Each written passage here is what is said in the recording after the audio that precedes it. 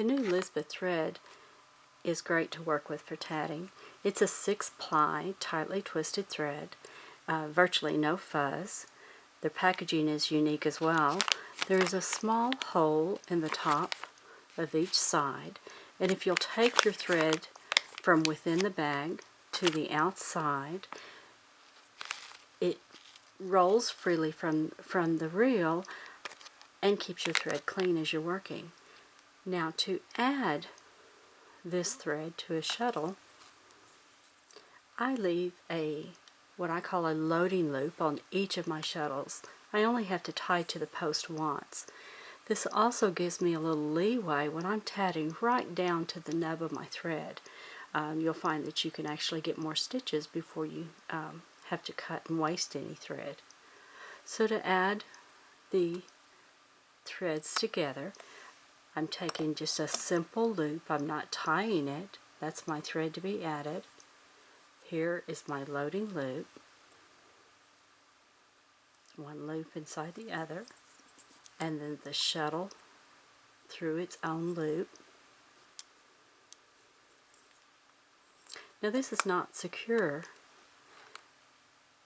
yet, because I want to save every bit of thread that I can. So I'm going to scoot this down to the bottom, to the end of that thread, and then when I separate these, that pops that into a locked splice.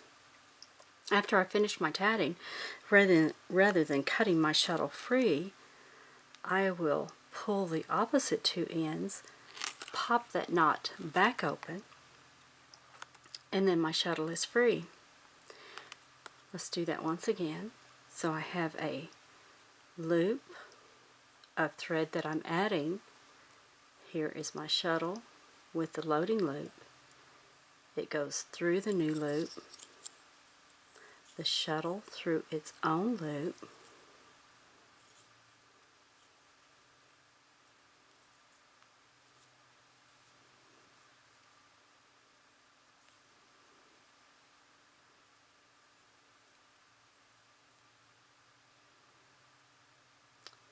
pop the shuttle thread loop to lock the new thread into place. When I wind a shuttle, I'm going to look at the underblade. See the shorter? And I'm going to wind clockwise.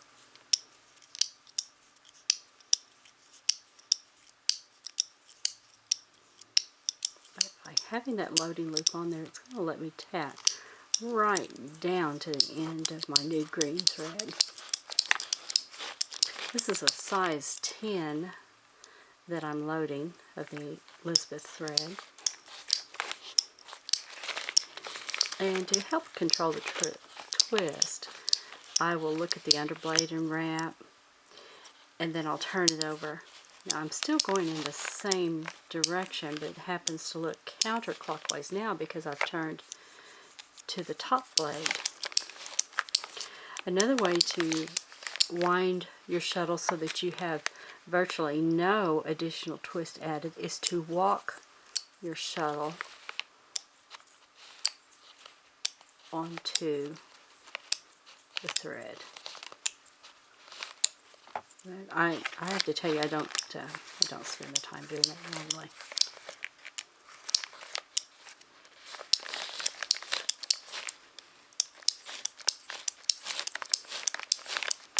There are shuttle winders. It would take me longer to find one here than it will to go ahead and just wind the shuttle. What I want to be showing you today is a tatted Mignonette stitch bag. Judy Benishek started doing these and calling it modern mignonette because the traditional mignonette has bare threads between each ring. What she's doing with modern mignonette, it's a tighter pattern, and there's no need to actually line the bag once you get finished. So to start this, I'm going to leave about a 12-inch thread and begin my ring.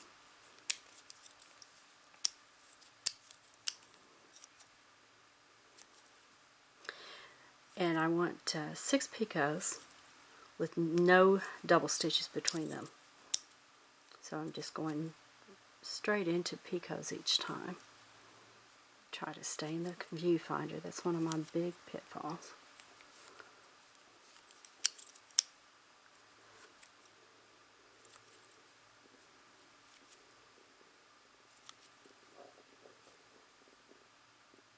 Three, four, five. Let's do 6. And you can coax them into place if they didn't get as large as you'd like. Okay, and close that ring. Now, to get into the next round, I'm going to do a split ring. And I don't really have to do a mock picot or anything special. I'm just going to begin that ring the same space distance as one of my little picots is. And I'm going to do rings of 6, so they have 3 on each side.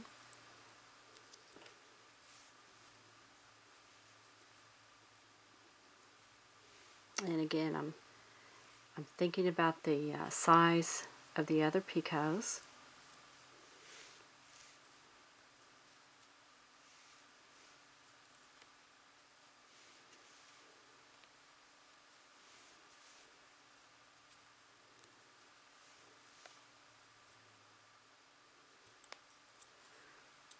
And then I'll close that ring. Now this starts my second round, the first round being the little ring of picots. I'm going to try to get my rings as close to each other as I can. So my goal will be not to leave any spaces, but trust me, it will wiggle free.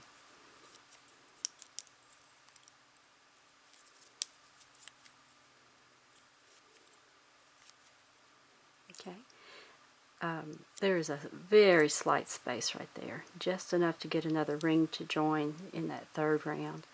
I'm going to join into this picot of that original ring.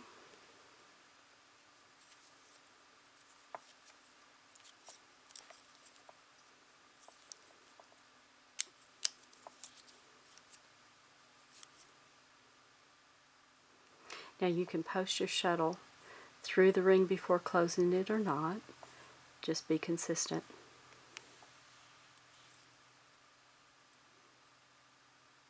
And to increase the size of your round so that the bottom of your bag is not too pointy, you can occasionally add another ring to the picot, which is I'm going to do now. So I'm going to join into that same picot where the previous ring is. They're just going to share. This is how you'll increase each round so that you can get your bag as large as you'd like to have it.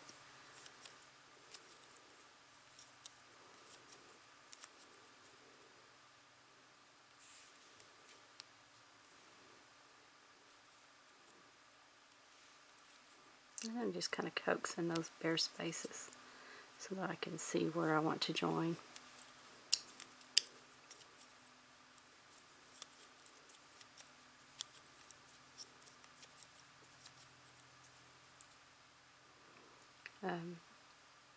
Into the next picot.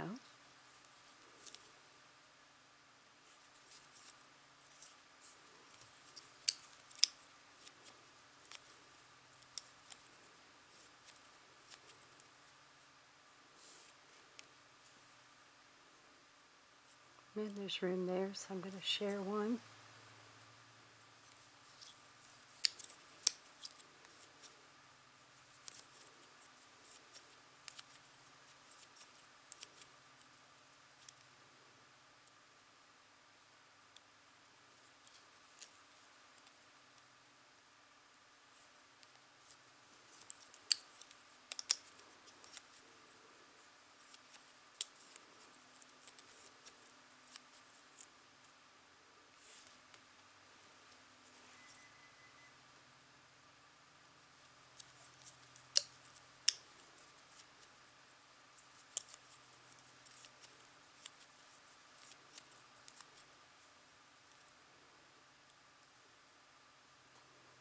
into a new pickup.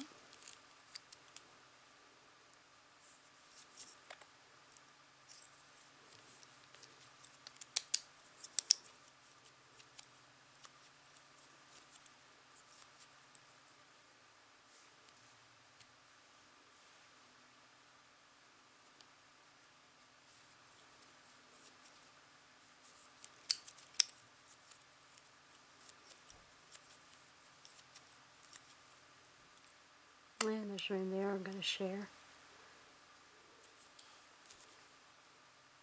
I've never written one of these patterns out myself. I've done several bags. Lori Dunlap did dissect one of my bags, and